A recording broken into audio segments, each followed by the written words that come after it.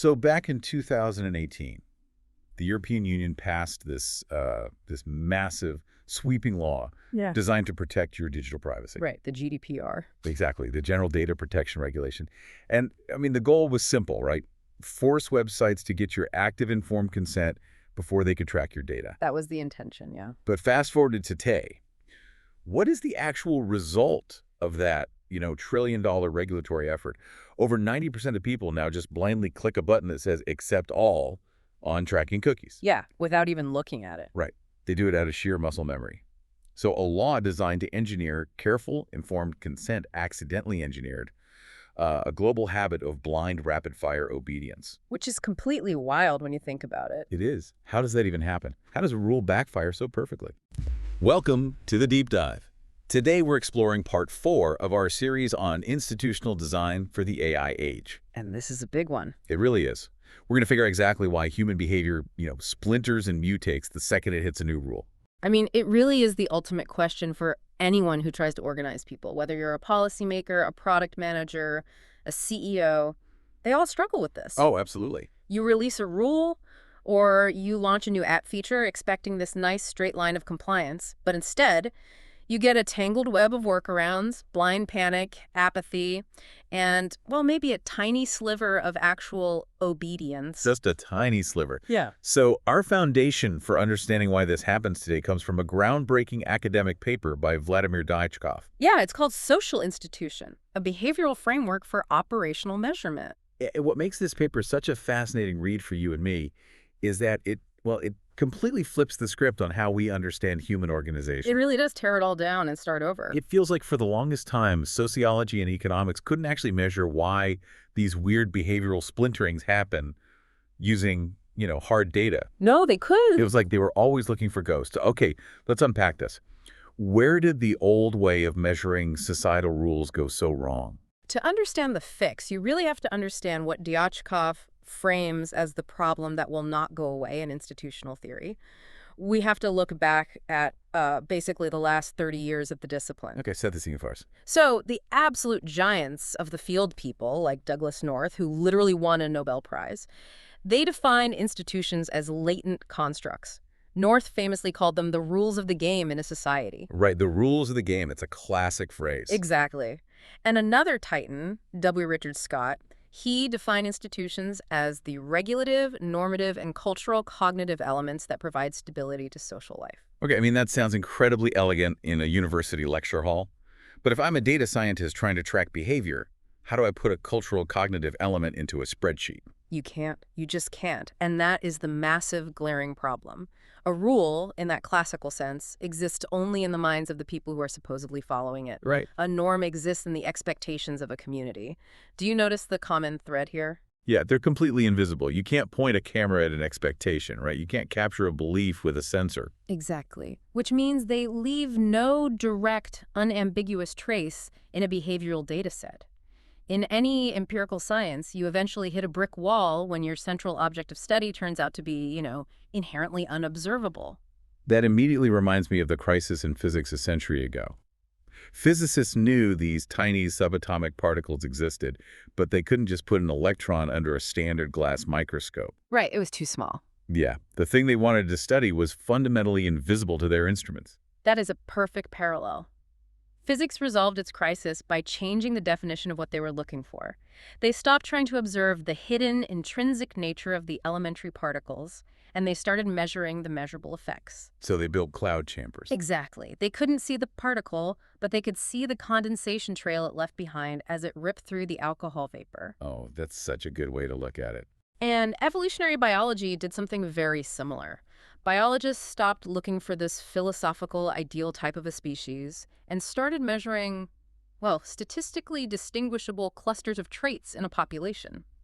So the overarching lesson is that a scientific discipline advances not by philosophizing about the hidden thing, but by replacing it with a proxy that you can actually count. Precisely. But institutional theory, the study of how rules govern human behavior, just didn't do that. They just skipped that step. It hasn't had that reckoning yet. Instead of finding their cloud chamber, economists and sociologists have spent decades trapped in a proxy war, arguing over rules versus equilibria. Because they couldn't measure the institution independently of the behavior it was supposed to explain, they relied on these heavy proxy indices. Can you give me an example of what one of those proxy indices looks like in practice? Sure, let's look at some recent research by Lehrer on the Constitutional Lock-in Index, or the CLI. Lehrer wanted to measure institutional persistence, basically how well a new rule sticks. Okay, makes sense. So, to do this, Lehrer analyzed 62 different labor reform cases. So things like changing the minimum wage or altering union negotiation rights, that sort of thing. Yes, large-scale structural changes to labor laws. Lehrer built an index to see if these reforms persisted over time and found a strong statistical correlation, an R-squared of 0.74. Wait, an R-squared of 0.74. That is remarkably high for the social sciences. That means 74% of the variance in the outcome can be explained by the model. It is very high. So what's the issue? If Lehrer is getting numbers that solid, isn't the old method working? It looks like it's working until you realize what the index is actually made of.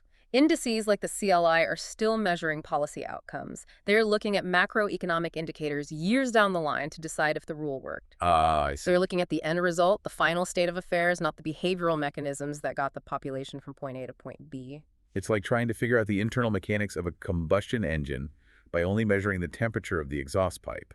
Oh, that's good. Right, like you might know the car is running because the pipe is hot, but you have no idea how the pistons are firing. That is an excellent way to put it. You completely miss the mechanics of the behavior. So the core question Dyachtov poses is this. If physics has the cloud chamber to track invisible particles by the trails they leave behind, what is our cloud chamber for human behavior in the AI age? How do we actually see the trails of these invisible rules? Exactly. Well, I would assume it has to do with the fact that we now leave a digital trail for almost everything we do. Our modern cloud chamber has to be the digital behavioral log, right? That is the technological breakthrough that makes this new framework possible. Server timestamps, clickstreams, scroll depths, API calls. We are generating petabytes of behavioral trace data every single second. It's almost too much data. It is. And having a mountain of data isn't enough on its own. If you try to read a server log using the old vocabulary of cultural norms and latent beliefs, you're going to get nowhere. Because the spreadsheet doesn't have a column for cultural norms. Exactly. We need a new, strict vocabulary of analytical primitives to actually parse those digital tracks. And that leads us perfectly to the structural map of this framework. The text provides this theoretical flowchart, and I want to try and visualize this process for you listening from left to right. Let's walk through how a random event eventually hardens into a societal rule. It's a continuous chain, and it's vital to understand the sequence. Let's trace it. On the far left, something happens. A signal is emitted. Right. That signal travels forward, and it immediately crashes into a filter. The filter blocks some parts, twists others, and what actually makes it through transforms into a very specific stimulus. And this is where the branching happens. Right. That single stimulus then splinters outward into a spectrum of different possible behaviors. Yeah. Out of all those possibilities, a person eventually narrows it down to one concrete reaction. Keep it. If they repeat that reaction over and over, it twists into a stable pattern. Over time, that pattern achieves statistical stability across a group of people. And finally, on the far right of this map, that stable pattern locks into place as an institution. Signal, filter, stimulus, spectrum, reaction patterns, stability, institution.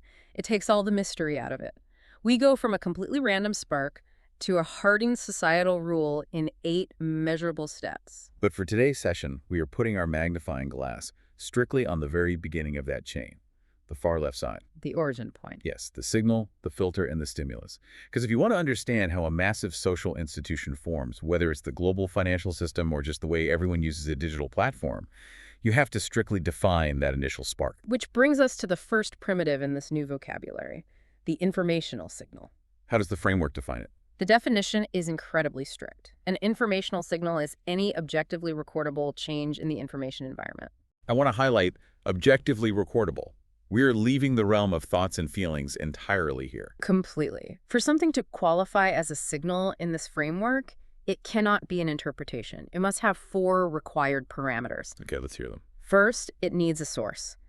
Who or what generated the change? It could be an experimenter in a lab pulling a lever. It could be a platform's automated algorithmic system pushing an update.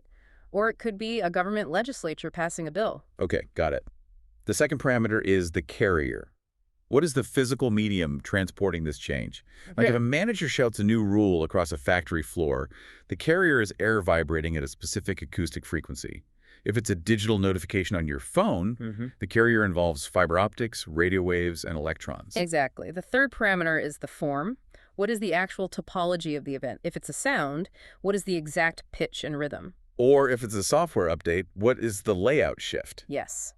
Did a red buy button move 3 pixels to the left? Did the font size change? And the fourth parameter, which feels like the absolute bedrock for the data scientist listening, is the timestamp. You need the exact moment it occurred, down to the server-side millisecond resolution. Source, carrier, form, timestamp. If you can record those 4 things, you have an informational signal.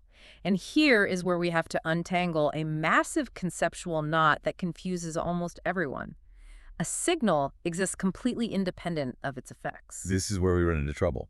People constantly conflate the rule itself with the act of obeying the rule. They do, and it completely ruins the analysis. Let's imagine a government publishes a brand new tax regulation in their official legal gazette. The physical publication of that text, printed on that specific date, authorized by that specific body, is the signal. It's an event. It is an objective fact that happened in the physical universe. Now imagine every single citizen reads it and decides to completely ignore it. Did the signal fail to exist? No, the ink is still on the paper. The signal happened. And if every citizen obeys it perfectly, the signal still happened in the exact same way. The reactions that follow are a completely separate primitive from the signal itself. It's such a semantic trap. We say, the rule is that you must pay a 20% tax. And when people evade it, we throw our hands up and say, the rule is broken.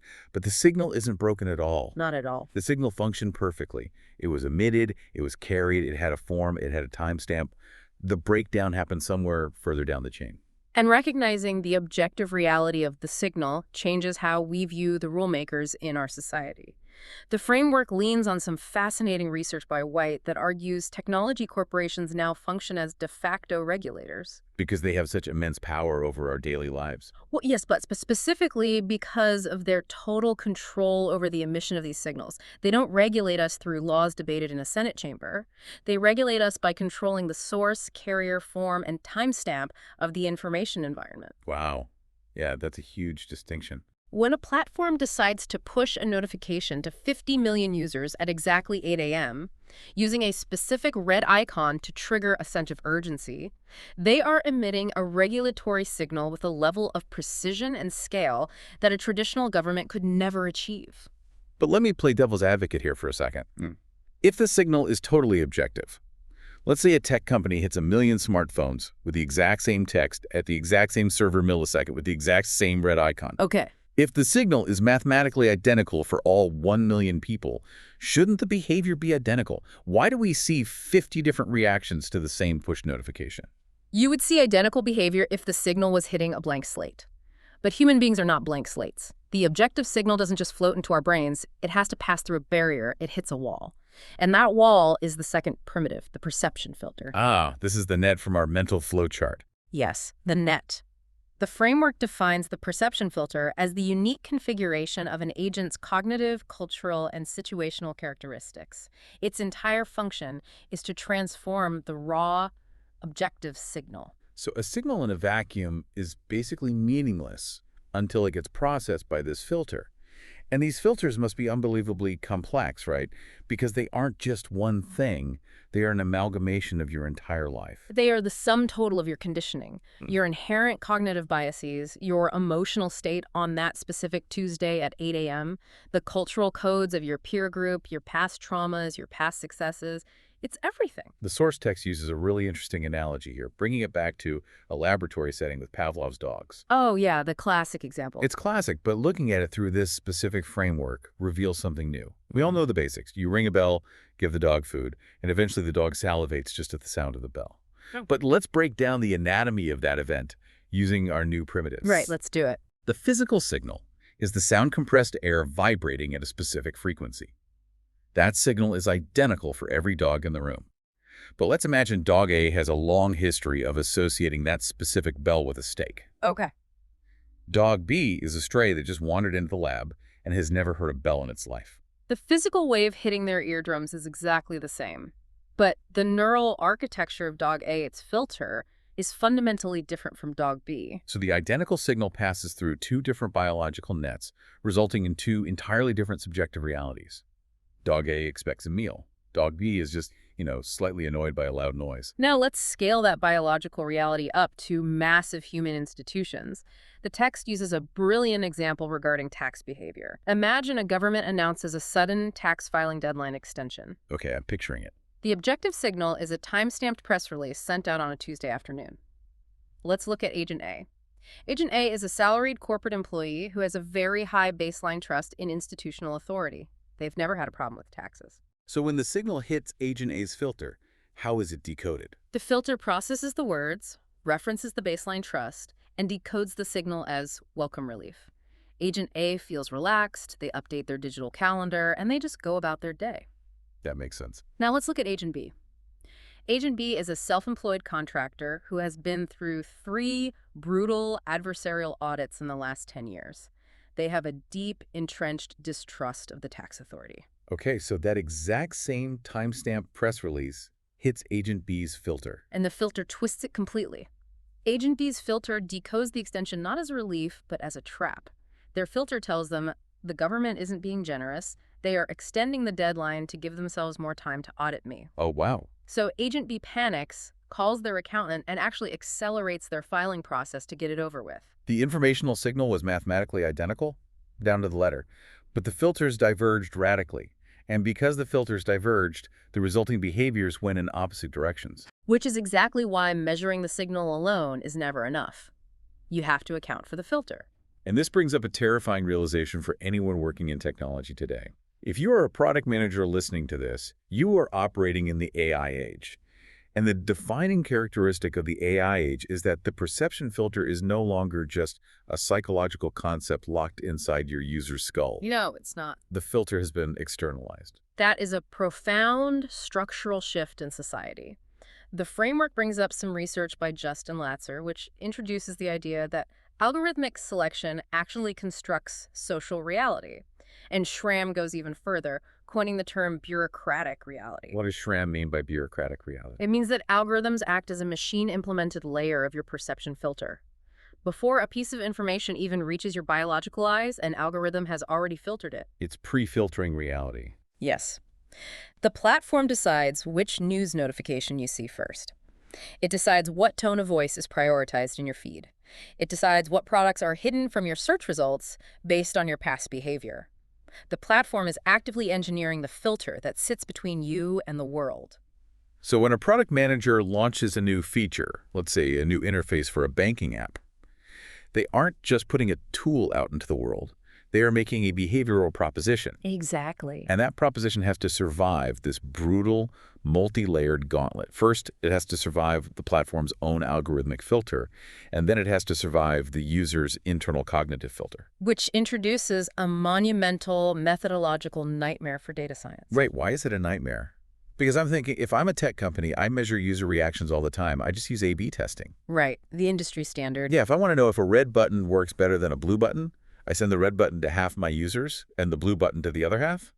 I look at who clicks more. Doesn't an A/B test perfectly isolate the signal? In a classical environment, yes. But the framework leans on a study by Braun and Schwartz that explores a phenomenon called divergent delivery. It turns out platforms are actually contaminating their own A/B tests without realizing it. How do they contaminate their own tests? Because the core assumption of an A/B test is random assignment. You have to assume that the red button and the blue button are being distributed completely randomly across the population. But modern digital platforms don't do anything randomly. Right, they optimize everything. Exactly. They are driven by algorithmic targeting designed to maximize engagement. Ah. So the algorithm is watching the test happen in real time. Yes. The algorithm looks at the user's past behavior, which is essentially reading their perception filters, and it realizes, oh, users with the specific filter profile are clicking the red button more often. So, to maximize engagement, the algorithm stops delivering the signals randomly. It cheats the test. It does. It actively skews the delivery, showing the red button primarily to people whose filters are already predisposed to like red buttons. That completely breaks the science of the test. You think you are testing the objective effectiveness of a color, but you are actually testing the algorithm's bias in who it decides to show the color to. The platform creates a confounding filter. You cannot cleanly isolate the objective signal from the platform's own filtering mechanisms. The signal and the filter are no longer independent variables in a digital environment. They are tangled together by the algorithm. It's like trying to test if a new brand of dog food is popular, but you accidentally put a golden retriever in charge of distributing the bowls, and he just eats all the food himself before the other dogs get there. You're not measuring the food, you're measuring the retriever. Exactly. You are measuring the distribution mechanism, not the raw signal. Some recent papers have proposed advanced bias correction methods to try and mathematically untangle this algorithmic interference. It involves some incredibly heavy statistical weighting, and it remains a massive challenge in the industry. I can imagine. But the underlying principle remains true. The more homogeneous the filters in your user population, the narrower the resulting behaviors. The more diverse and algorithmically splintered the filters, the wider the spread of behaviors. Okay, let's follow our map to the next stage. The objective signal has been emitted. It has crashed into this highly complex, biased algorithmic perception filter. What comes out the other side of that collision? Because it's not the pure signal anymore, right? It's been mutated. It has transformed into the third primitive, the stimulus. The stimulus. It acts as the subjective bridge between the outside world and the internal urge to act. Precisely. The framework defines the stimulus strictly as the signal as it exists for a specific agent after passing through the perception filter. So to go back to Pavlov, the signal is the physical sound wave of the bell. The stimulus is the meaning of the bell ringing for that specific dog. The stimulus is the sudden internal anticipation of a steak. Yes. The stimulus is purely subjective. It represents the operational independence of meaning. You cannot equate the stimulus with the physical signal, and you cannot equate it with the final physical reaction. It is the invisible intervening variable that links the two. Give me a digital example. Let's say a social media platform sends out 1 million push notifications prompting users to open the app. That is the signal. 1 million identical server-side events logged with timestamps. Okay. Now, let's say 120,000 of those users actually tap the notification and open the app. That 12% conversion rate is the reaction. Right. The stimulus is the exact reason why those 120,000 people felt a psychological urge to tap, while 880,000 people perceived the notification as an annoyance and swiped it away. But hold on, I have to push back here. Earlier, we criticized classical institutional theory because they tried to measure invisible things like beliefs and norms. We said you can't measure a ghost. But isn't a subjective meaning just another ghost? How does a data scientist actually measure a stimulus in the real world if it's trapped inside my head? That is a critical pushback. You are right that you cannot plug a USB cable into someone's brain and download their subjective meaning. But because we are working in digital environments, you can measure high-resolution proxies of that internal state. You look at attention markers. What kind of markers? Things like eye tracking fixations, if the hardware supports it. But even on standard devices, you can measure the time spent hovering over a notification before dismissing it. You can measure scroll velocity right after the signal arrives.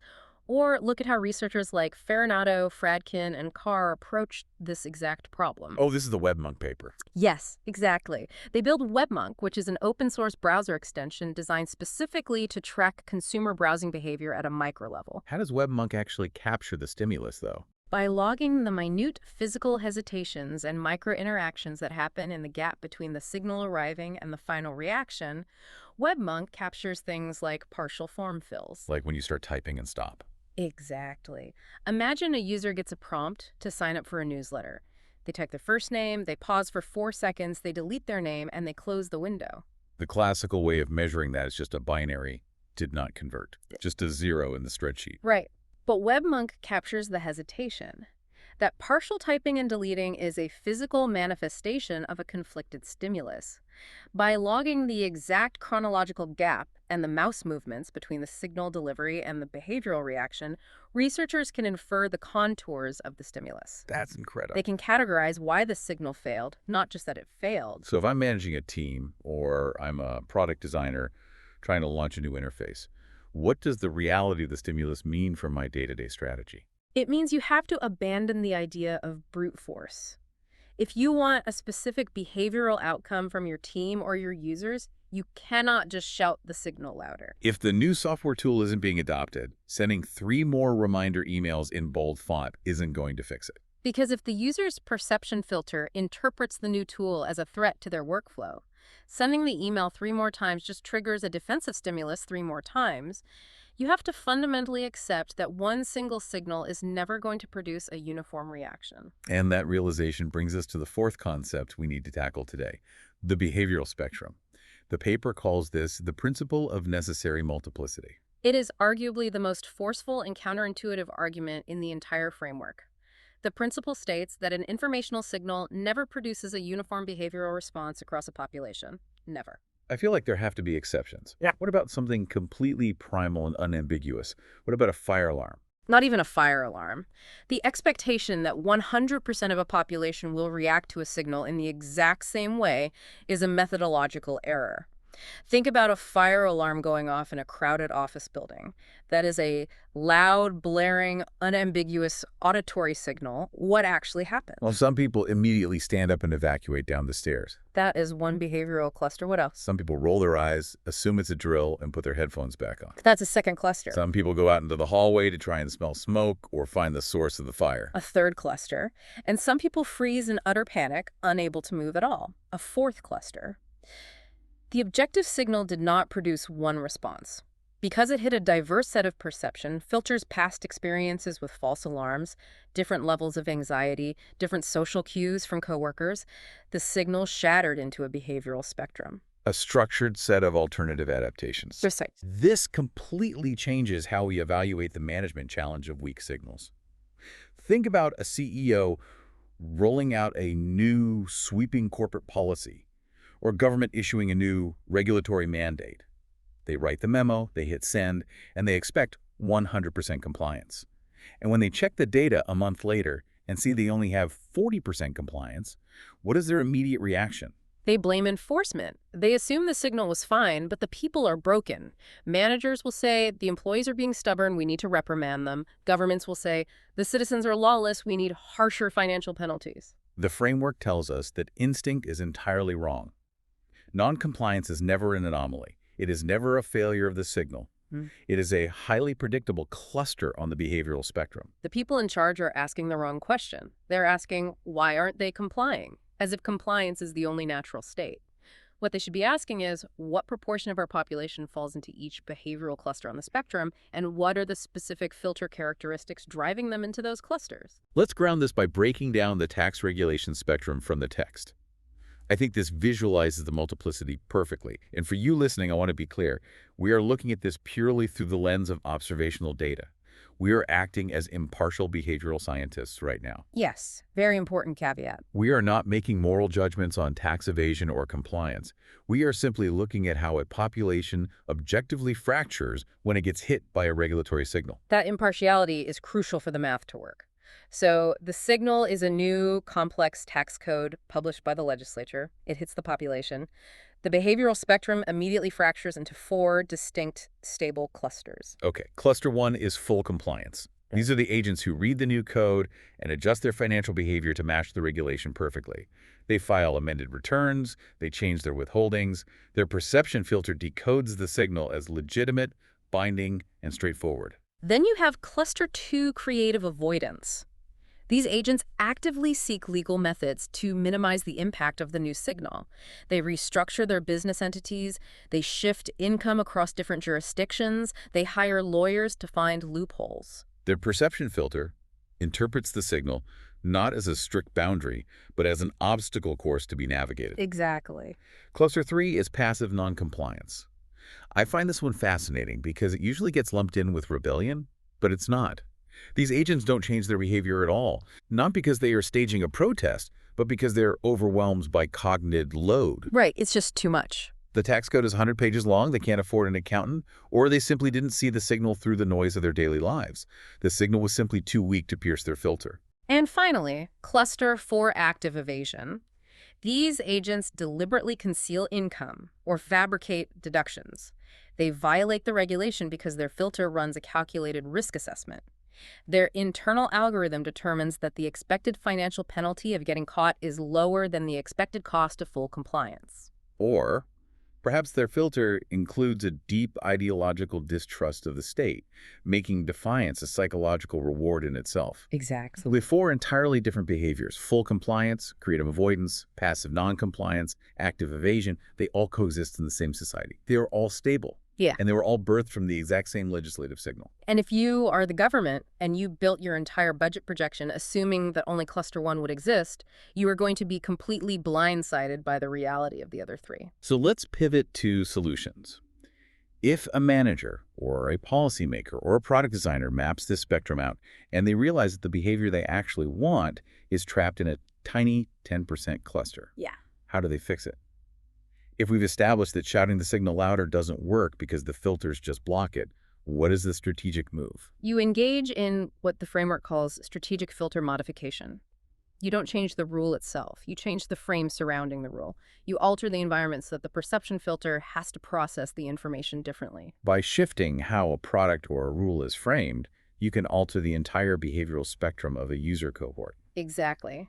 There's this really fascinating research by Pellegra and Etzori regarding tax compliance that the framework leans on. They wanted to see how different messaging, different frames change the behavioral spectrum. They found that if you frame the tax reminder around social norms, like if the letter says 9 out of 10 people in your specific neighborhood pay their taxes on time, it produces a massive spike in compliance. Because it alters the filter to prioritize social belonging over financial risk assessment. Yes. The filter wants to avoid the stigma of being the outcast. But fascinatingly, they found a dark side to this. They discovered that if you give certain specific subgroups positive empirical messages about high compliance rates, it paradoxically increases their rate of active evasion. Wait, I need to wrap my head around that. If you send a letter telling a specific subgroup that everyone else is paying their taxes, that subgroup decides to evade taxes more. Why would that happen? Because of how their specific filter works. For that subgroup, their filter decodes the message as, great, everyone else is covering the bill. The state has plenty of money, so they don't need mine. And because everyone else is compliant, the auditors are going to be relaxed and less likely to notice me. Oh, wow. The exact same positive message modifies different filters in completely opposite directions. That is wild. It proves you can't just blindly apply behavioral nudges. You have to know the filter. Other researchers, like Doshi and Schmidt, explore this concept looking at digital platforms. They showed how transparency can act as a powerful filter modification tool. If a platform clearly shows a user why an algorithm is recommending a specific video saying, we are showing you this because you liked X and Y, that transparency alters the user's cognitive filter. They feel respected rather than manipulated. Exactly, and that shifts their subsequent spectrum of reactions. Okay, this is all brilliant conceptually, but I want to put on my data scientist hat. Let's say I'm managing a digital platform, and I have a database of 10 million user logs from a recent feature launch. How do I actually compute this? How do I mathematically prove that a perception filter has successfully blocked my intended institutional change? This is where the framework makes the leap from theory to applied data science. It introduces a derived diagnostic metric called anomie. Anomie measures the mathematical gap between the intended reaction encoded in your signal and the actual behavioral distribution that occurred in reality. Let's visualize that gap. Imagine a graph.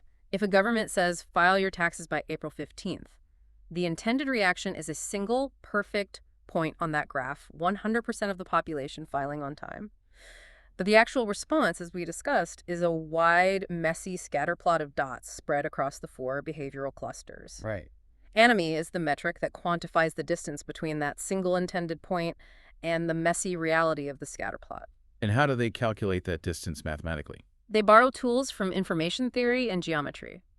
One way to measure anomie is using Shannon entropy.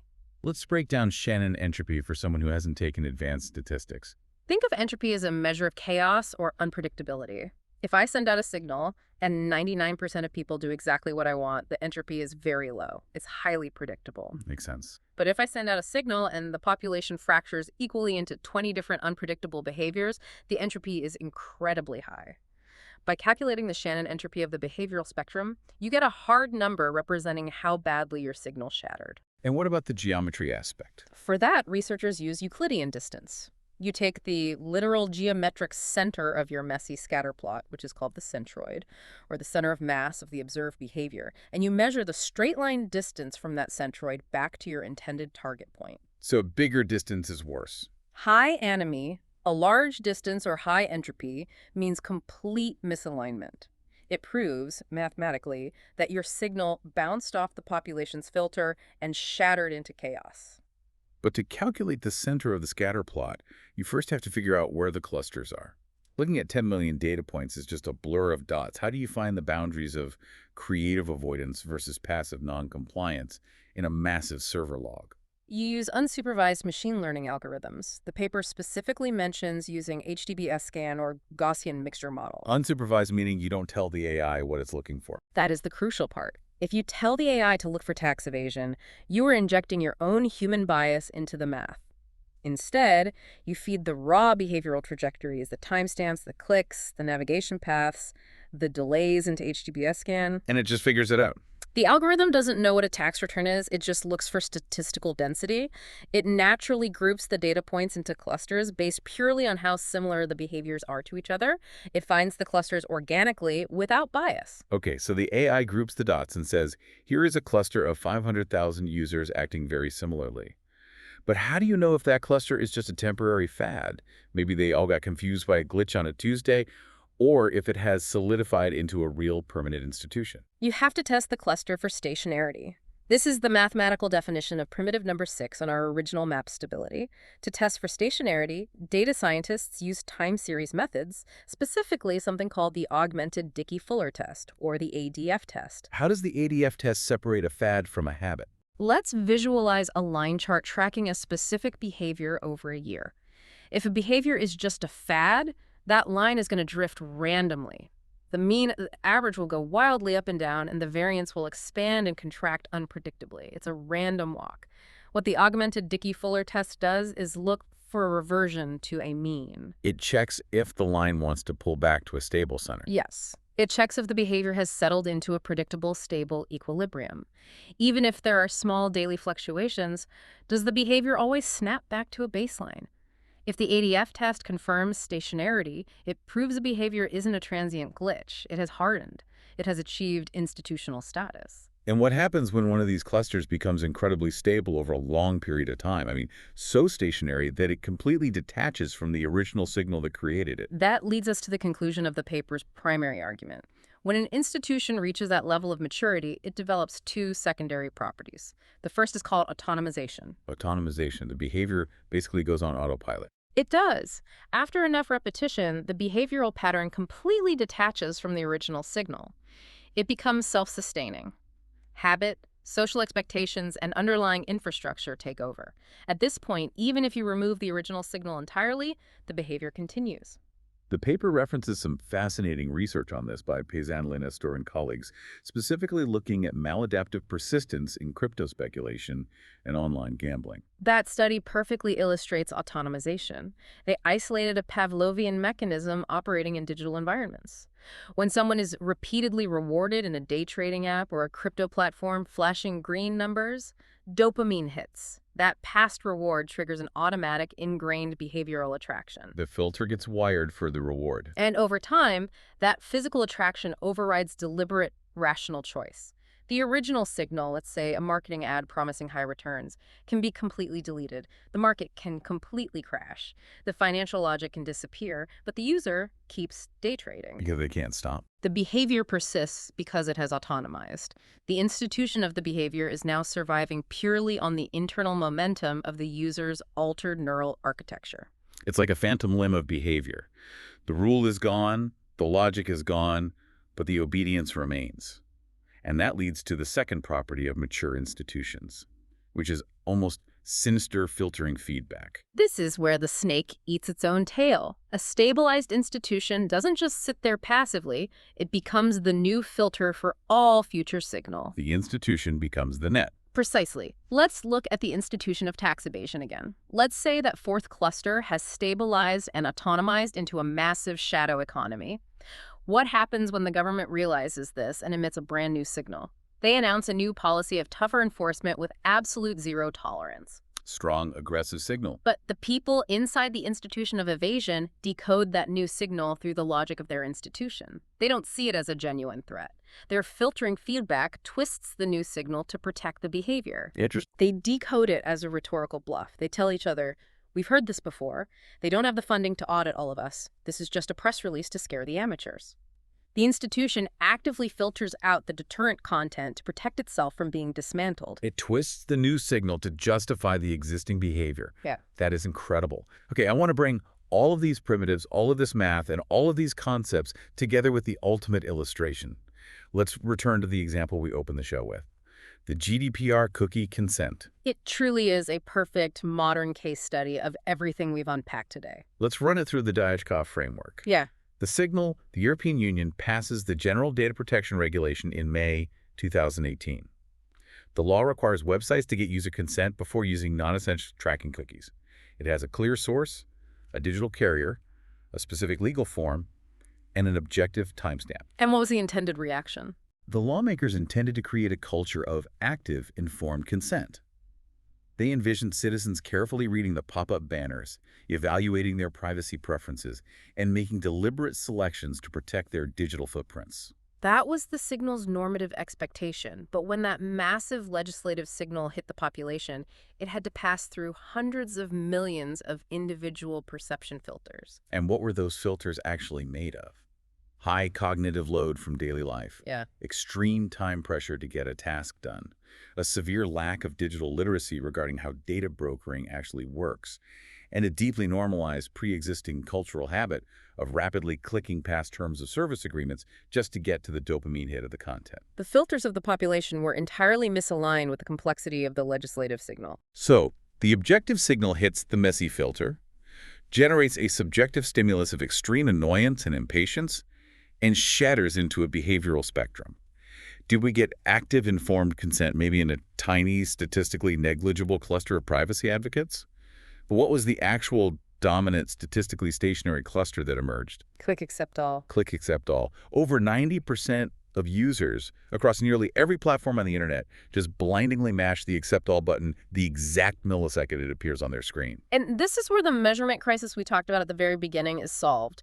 Under classical institutional theory, giants like Douglas North or W. Richard Scott would have no vocabulary for what just happened.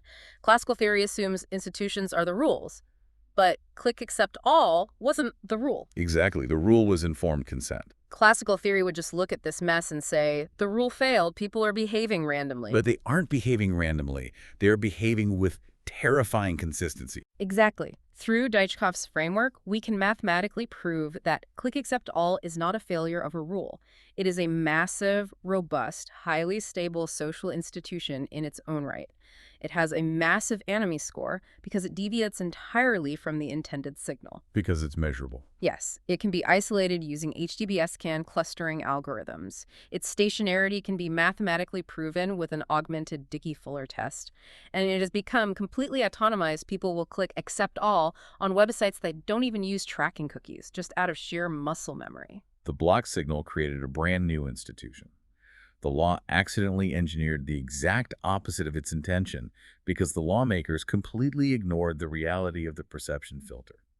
And that is why this framework is so vital for anyone operating in the AI age. Because in the AI age, the volume of signals being fired at us is exponential, and the algorithmic manipulation of our perception filters is constant. If we don't have a mathematical vocabulary to measure this gap between intention and reaction, we will be completely blind to the institutions that are actually running our world. What a profound shift in perspective.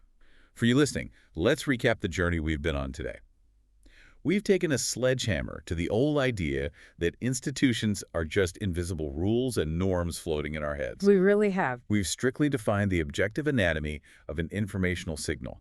We explore the dense, cognitive, and algorithmic layers of our perception filters and how they mutate every message they touch.